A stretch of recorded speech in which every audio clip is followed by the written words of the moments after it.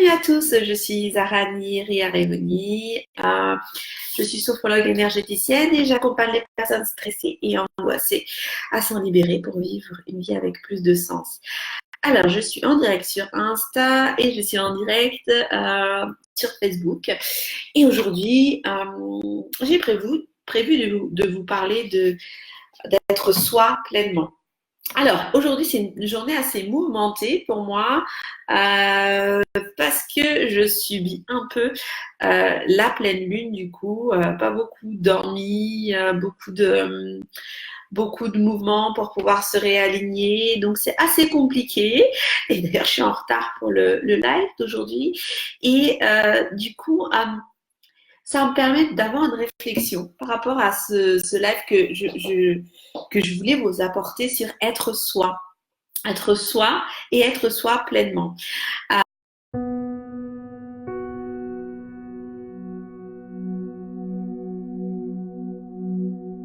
Alors, ce qui me vient tout de suite là à vous partager, c'est le masque. Souvent, quand on n'arrive pas à être soi pleinement, c'est parce qu'on se cache souvent derrière un masque.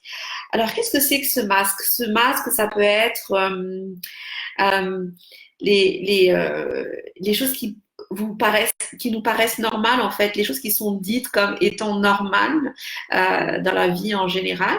Ça peut être pour être heureux, il faut un bon travail, il faut gagner des milliers et des cents, il faut être socialement, être bien. Donc, on va aller se mettre dans cette situation de normalité, alors que cette situation ne nous correspond pas forcément.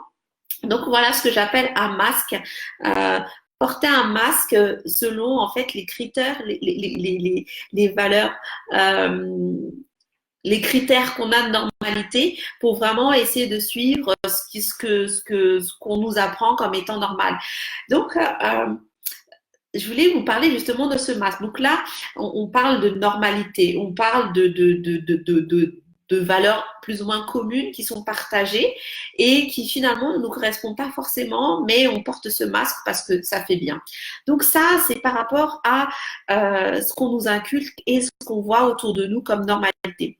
Le deuxième masque, c'est de se dire, ben, moi, je vais tenter d'exister par rapport à quelque chose, à une valeur qu'on va donner à quelque chose.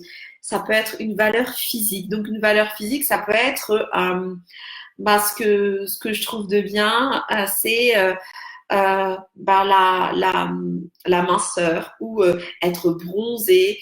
Et si je ne suis pas, dans cette valeur physique, qui est vraiment, qui peut être au-delà de la normalité, mais qui peut être quelque chose que j'aime aussi. Si par exemple je dis, bah, euh, être bronzé ou être mince, c'est quelque chose que j'aime, alors moi je m'impose à cette valeur d'être mince ou d'être bronzé parce que c'est un masque que je vais aller me porter en se disant c'est moi, mais en fait c'est plutôt un masque que je vais porter. Alors là, c'est peut-être un peu confus, mais je vais revenir dessus un peu plus tard. Alors, vous allez comprendre un peu plus. Si par exemple je vous dis le masque que je peux porter, c'est un masque intellectuel. Le masque intellectuel, c'est de se dire ben euh, ce qui est très important pour moi, c'est d'être intelligent. Si une personne n'est pas capable d'être en conversation ou de donner son avis, c'est que cette personne n'est pas intelligente et moi je le suis. Et donc j'essaie d'aller toujours dans ce côté je suis dans l'intellect, je donne mon avis, je lis des choses intellectuelles, moi-même je suis dans l'intellect, donc du coup je vais faire des grandes études, alors que ça ne me correspond pas vraiment. Mais j'y vais parce que c'est le masque que je vais porter pour dire, ben voilà, voilà, ce sont les valeurs que j'estime être bonnes et je vais porter un masque même si je sens que ça ne me correspond pas parce que c'est moi-même qui me suis imposé ces choses pour tenter d'exister. Donc, on va faire le parallèle exactement avec toutes les choses qu'on possède. Une maison, par exemple, hein, si je considère que j'ai besoin d'exister, pour bien exister, j'ai besoin d'avoir une possession, bah, par exemple, en pierre, bah, avoir une maison, et ben, je vais tout faire pour l'avoir parce que je me sens plus exister. Et là, c'est aussi un masque que je porte parce que peut-être qu'au fond de moi, je serais beaucoup plus heureuse si je vivais dans une tente en plein milieu de la forêt. Voilà. Donc, voilà pour moi les différents masques qui nous empêchent d'être soi. Donc, je voudrais partager avec vous et vous inviter à porter votre réflexion sur comment est-ce que je peux être pleinement moi, être moi pleinement, en me défaisant de tous les masques que je me mets. Donc, les masques que je me mets, ça peut être les choses qui sont considérées comme normales dans la vie de tous les jours parce que je vis dans un monde où je vais avoir des critères de normalité. Ça peut être les choses que moi, entre guillemets, j'aime bien, mais qui sont aussi un peu liées à mes différentes valeurs et sur lesquelles je vais donner de l'importance. Donc, je vais essayer de me dire, OK, moi, je vais essayer d'exister, tenter d'exister par rapport à toutes ces choses. Ça peut être un physique, donc il me faut absolument être hyper mince, il faut absolument que je sois bronzée, avoir des cheveux lisses, ne pas avoir trop de ventre ou avoir trop de bourrelets. Enfin, ce sont mes valeurs. Et donc, je me dis, il faut absolument que je sois dans ces valeurs physiques pour vraiment me sentir exister. Donc, ces masques-là, identifiez-les. Une fois identifiés, en fait, je vais vous inviter à vous en défaire pour vraiment vivre pleinement.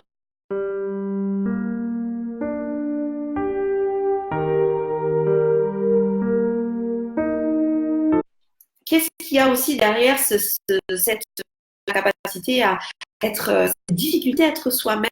C'est qu'en général, dans la vie de tous les jours, on va aussi jouer des rôles. Jouer des rôles parce que des fois, on est fatigué de dire aux personnes ce qu'on pense, ou des fois, on est fatigué parce que on a envie de passer à autre chose rapidement, ou des fois, on est aussi fatigué et on fait des compromis.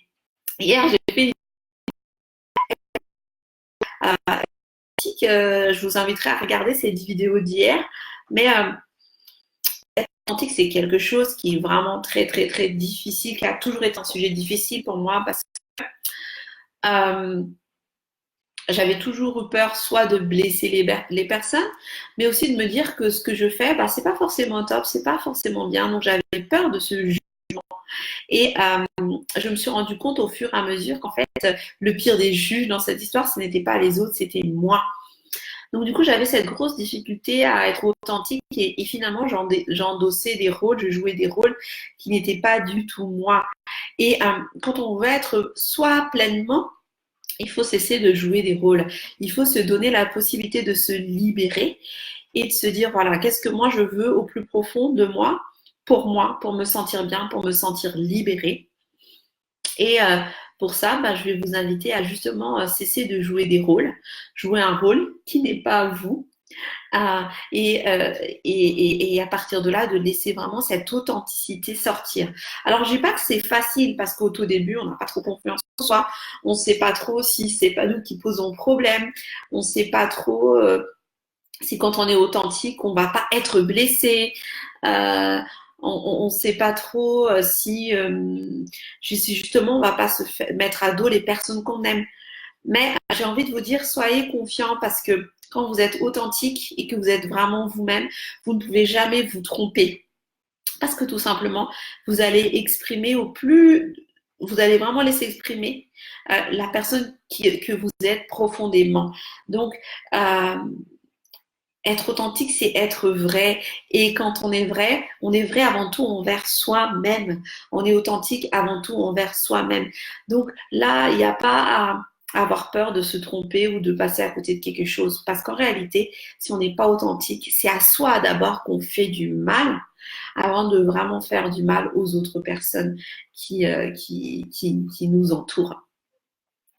Et finalement, vous savez, quand on devient authentique et qu'on on est soi pleinement, ça vient travailler dans d'autres domaines de notre vie, dont je parle souvent, la confiance en soi, l'estime de soi, l'acceptation de soi, la vision de soi, et tous ces soi autour de soi.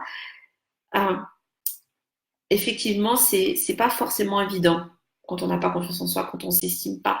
Mais quand on décide d'être soi-même, vraiment être soi, être pleinement soi, euh, on prend en fait un risque, oui, mais on sort de notre zone de confort. Et quand on est en réussite par rapport à la sortie de notre zone de confort, ça vient travailler sur ces différents éléments qui sont encore pas forcément stables ou pas forcément sécures au fond de nous. Par exemple, quand on décide d'être soi et qu'on fait justement ce choix, ce pacte d'être soi, d'être bien avec soi-même, on arrive à travailler cette confiance en soi, cette estime de soi. Donc, je dirais que le grand chemin, c'est avant tout être soi et se tourner et se donner la possibilité de se tourner vers soi-même, de se recentrer, de se poser les bonnes questions et de s'autoriser vraiment à être soi.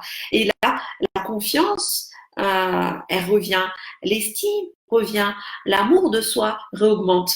Euh, et je ne dis pas que c'est la baguette magique ou le miracle magique, mais c'est un grand, grand pas qu'on effectue vers soi quand on fait le choix de devenir soi pleinement.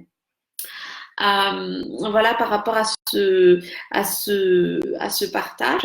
Il y a un autre aussi partage que je voulais faire avec vous, justement sur être soi.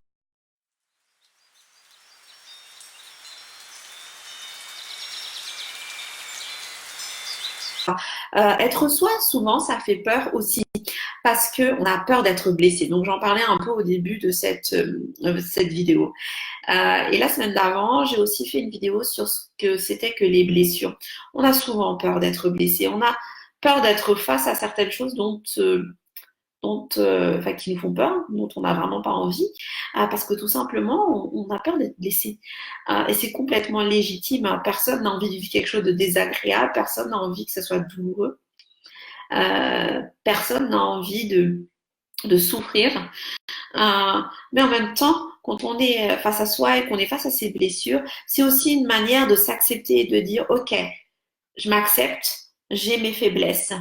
Et la puissance de l'acceptation, c'est quelque chose qui est fort et très libératrice parce qu'on se dit enfin, je vais plus m'auto-gronder, je vais plus m'auto-saboter, je vais plus me taper dessus parce que j'accepte que oui, j'ai des failles, j'accepte que je peux avoir des faiblesses.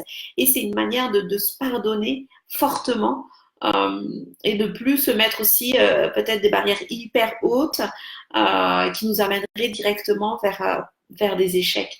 Donc, accepter ses faiblesses, ses failles et se montrer aussi vulnérable, c'est aussi un grand pas vers soi. Être soi, c'est ça aussi. Être soi, c'est accepter qu'on ne soit pas parfait, accepter qu'on puisse souffrir, accepter qu'on puisse être faible, accepter qu'on puisse être vulnérable.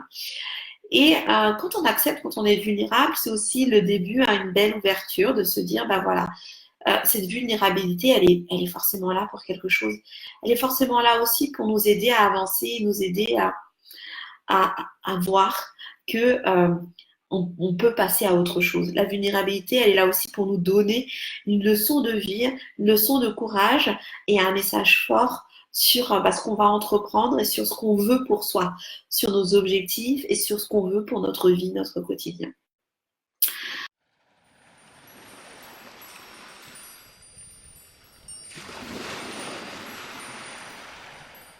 Ce que je vais vous inviter aussi par rapport à être pleinement soi, pour vraiment terminer ce live et clôturer ce live, c'est de prendre le temps de cultiver la gratitude.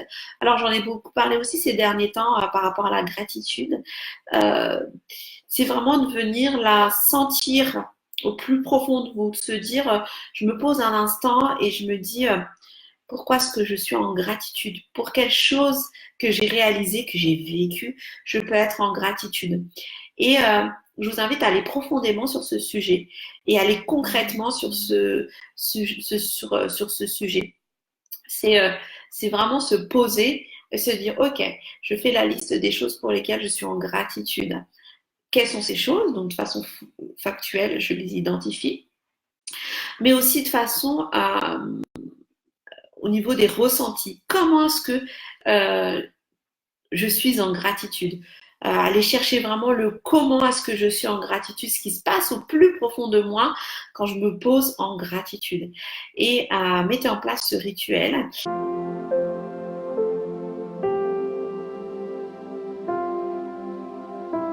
je vous remercie de ce temps qu'on a passé ensemble et n'hésitez pas à m'envoyer vos questions, vos réflexions, vos partages sur ce sujet. Et je vous dis à bientôt. Je vous souhaite à tous de passer de bonnes fêtes.